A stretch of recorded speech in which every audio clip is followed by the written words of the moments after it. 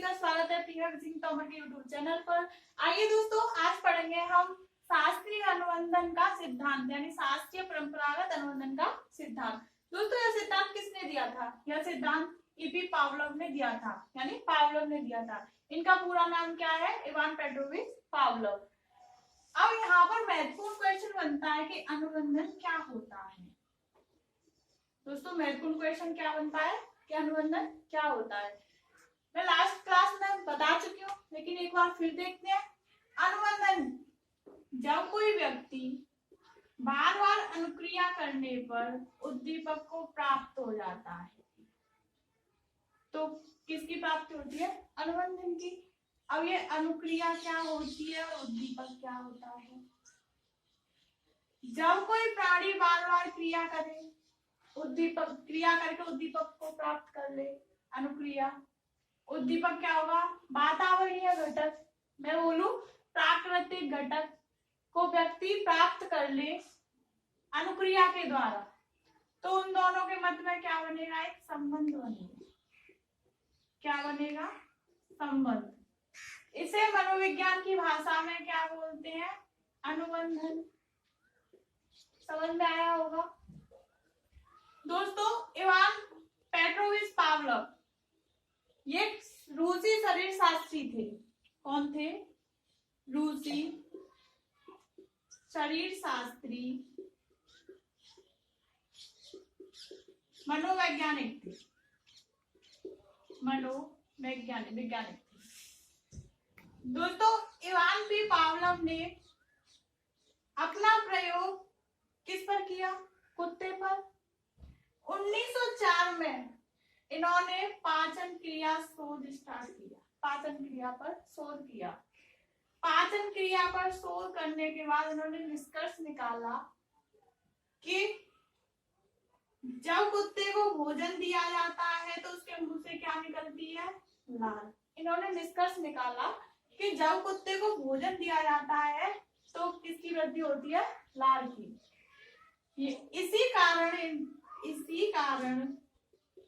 इसी के लिए इन्हें 1904 में नोबेल पुरस्कार दिया गया।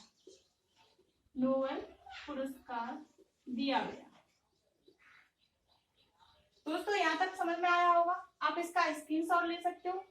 आगे पढ़ेंगे इनका प्रयोग किस पर किया और क्या क्या बताया अपने प्रयोग में। तो दोस्तों, प्रयोग करने से पहले इस सिद्धांत के उपनाम पढ़ते हैं। उपनाम, इस सिद्धांत के उपनाम क्या क्या है? तो दोस्तों, इस सिद्धांत को संबंध प्रत्यावर्तन का सिद्धांत भी बोलते हैं। संबंध प्रत्यावर्तन का सिद्धांत भी कहते हैं। और इसी सिद्धांत को अनुकूलित अनुक्रिया का सिद्धांत भी कहते हैं। अनुकूलित अनुक्रिया का सिद्धांत भी कहते हैं। दोस्तों, इस सिद्धांत को अनुबंधित अनुक्रिया का सिद्धांत भी कहते हैं। यहां तक आपको समझने में कोई प्रॉब्लम आ रही हो? इवान पी पावलोव ने अपना प्रयोग किस पर किया? कुत्ते पर। तो इसका प्रयोग देखते हैं। इवान पी पावलोव ने एक कुत्ता लिया और उसे एक लकड़ी के खड़के में बंद कर दिया। मान के चलो ये कुत्ता है, ठीक है। इसे रस्सी से बांध रखा था पावलोव ने। इसके गले में ऑपरेशन करने के बाद यहाँ पर एक पात्र रखा जिसमें लार का मापन किया जाता था। लार में कितनी वृद्धि हो रही है, कितनी कमी हो रही है। यहाँ पर दोस्तों भोजन रखा हुआ था। ये क्या था? भोजन। ये पात्र। और यहाँ पर एक स्क्रीन लगी हुई थी। वो क्या था? अवलोकन स्क्रीन, जिसमें देखा जाता था। दोस्तों, जब कुत्ते को भोजन दिया जाता था तो कुत्ते की लार में 5 mm की वृद्धि होती थी। जब भोजन नहीं दिया जाता था तो 2 mm की वृद्धि होती थी। अब केवल यहाँ पर दोस्तों इस सिद्धांत में केवल और केवल उद्दीपक ही है। क्या है? उद्दीपक, अनुक्रिया करता नहीं है। आप सोच रहे होंगे अनुक्रिया करता क्यों नहीं है, कुत्ता है। दोस्तों यहाँ पर कुत्ता है वो निष्क्रिय है। कैसा है? निष्क्रिय है, सक्रिय नहीं है। क्यों? क्योंकि इवान भी पावलोव ने इसे भाग रखा है, या कोई क्रिया नहीं कर सकता, इसीलिए यह क्या है? निष्क्रिय है। तो इस सिद्धांत में केवल और केवल कौन है? अनुक्रिया करता नहीं है, केवल उद्दीपक है। तो दोस्तों पावलोव ने अपने सिद्धांत में 3 चरण बताए। कौन कौन से चरण बताए? पहला बताया, पहला चरण कि जब कुत्ते को भोजन दिया जाता है तो क्या होता है? लार निकलती है। कुत्ते को भोजन देंगे, लार निकलेंगे। भोजन क्या है यहाँ पर? अनकंडीशनल S2 प्लस UNS, और लार क्या है? Unconditional response. ठीक है, अनकंडीशनल रेस्पॉन्स। मैं बोलूं कि इसे स्वाभाविक उद्दीपक भी बोलते हैं। तो जब कोई प्राणी अनुक्रिया करता है तो हमें उद्दीपक की प्राप्ति होती है, तो इसे स्वाभाविक उद्दीपक बोलेंगे। तो इसे क्या कहेंगे? स्वाभाविक अनुक्रिया। क्या कहेंगे? स्वाभाविक अनुक्रिया। इसे एक और नाम दे देते हैं, प्राकृतिक अनुक्रिया, प्राकृतिक उद्दीपक। तो इसे क्या कहेंगे? प्राकृतिक अनुक्रिया। यहां तक समझ में आया? ये इनका पहला चरण था। अब पढ़ते हैं इनका दूसरा चरण। इन्होंने अपने दूसरे चरण में क्या बताया कि कुत्ते को भोजन देने से पहले घंटी बजाई जाए। क्या बजाया जाए? घंटी, तब भी लार निकलेगी। कुत्ते को भोजन देने से पहले घंटी बजाई जाए। अब यहाँ पर घंटी क्या है? कृत्रिम उद्दीपक, यानी कंडीशनल स्टिमुलस CS। भोजन क्या है? Unconditional stimulus UCS। ये अनकंडीशनल स्टिमुलस है तो ये क्या होगा? Unconditional response UCR। दोस्तों ऐसा नहीं है, इन्होंने ये भी बताया कि आप कुत्ते को भोजन तो घंटी तो 1 घंटे बाद पहले बजा रहे हो और भोजन दे रहे हो 2 घंटे बाद। क्या अनुकूलन कर पाएगा कुत्ता? नहीं ना। तो इन दोनों में आदर्श समय भी बताया कि घंटी कितने मिनट पहले, कितने सेकंड पहले बजाई जानी चाहिए? 3 से 5 सेकंड पहले घंटी बजाई जानी चाहिए, तभी तो अनुकूलन होगा। दोस्तों इन्होंने तीसरा चरण बताया।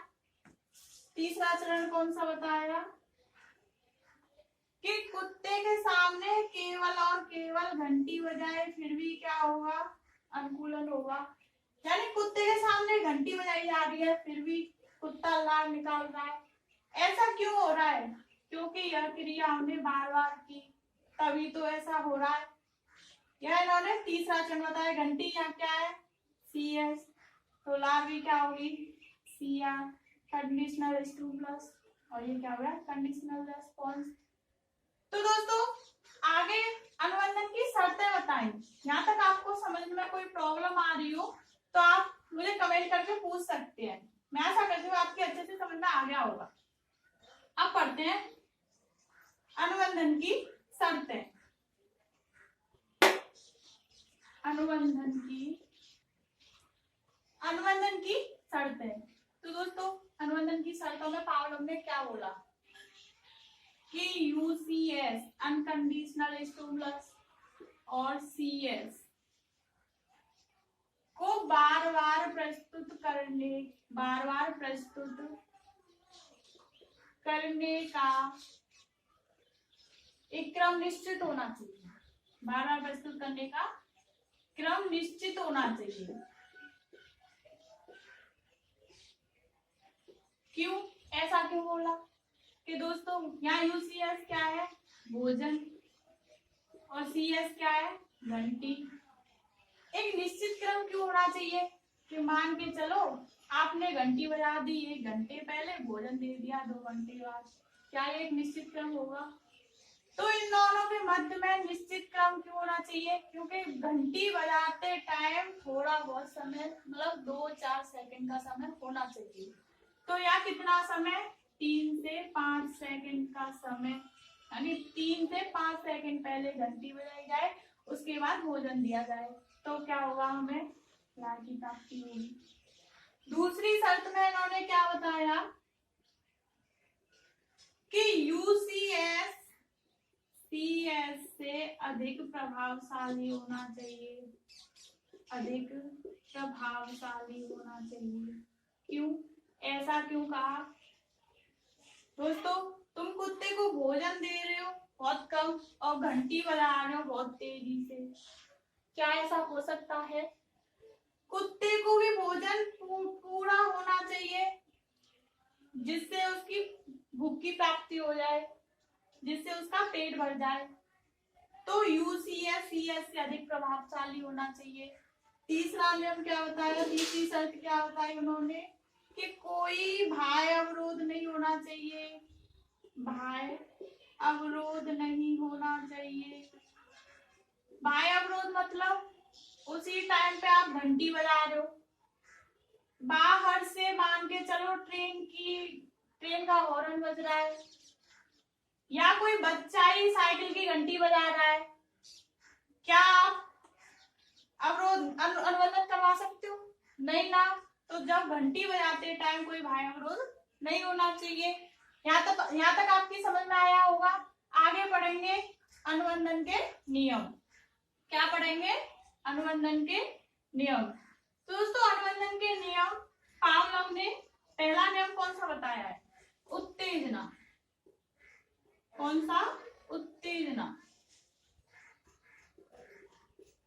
यानी कि जब कुत्ते को भोजन दिया जाएगा तो उसके अंदर उत्तेजना व्यक्त करनी होगी। कुत्ते को क्या दिया? भोजन, तो लार की प्राप्ति हुई। अब उत्तेजना कैसे हो? कुत्ते को भोजन देने से पहले हमने घंटी बजाई, लार की प्राप्ति हुई, अनुबंधन हुआ।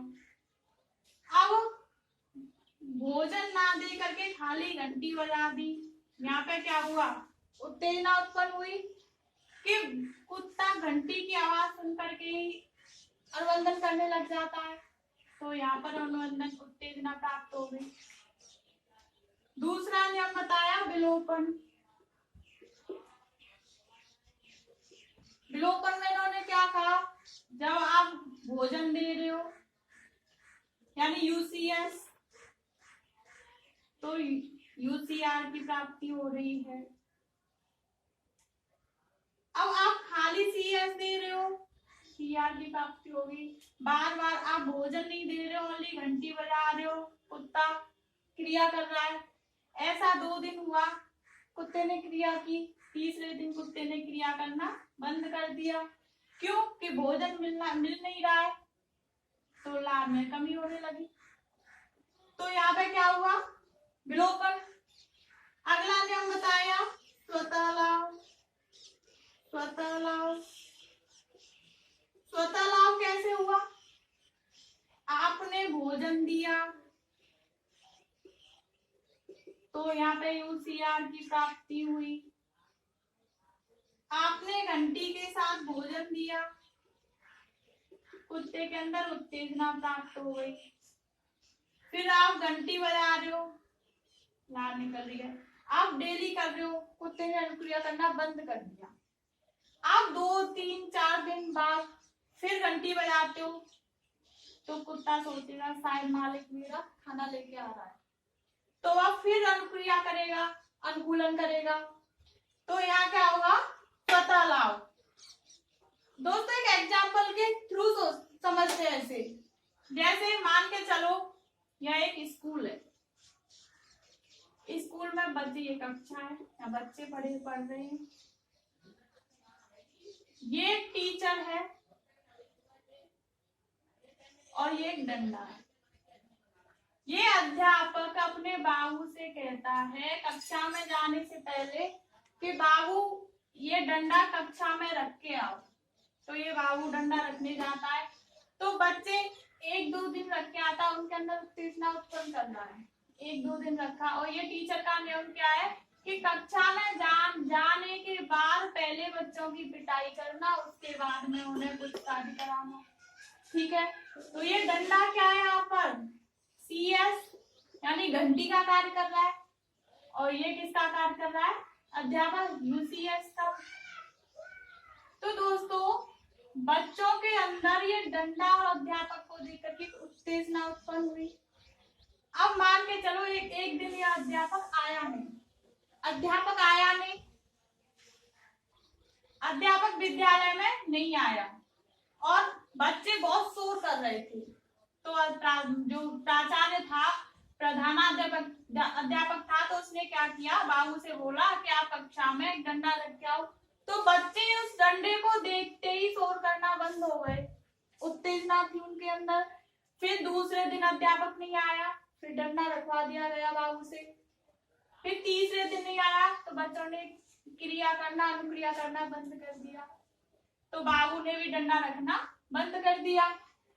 2-4 दिन बाद, 5 या 10 दिन बाद अध्यापक फिर आता है,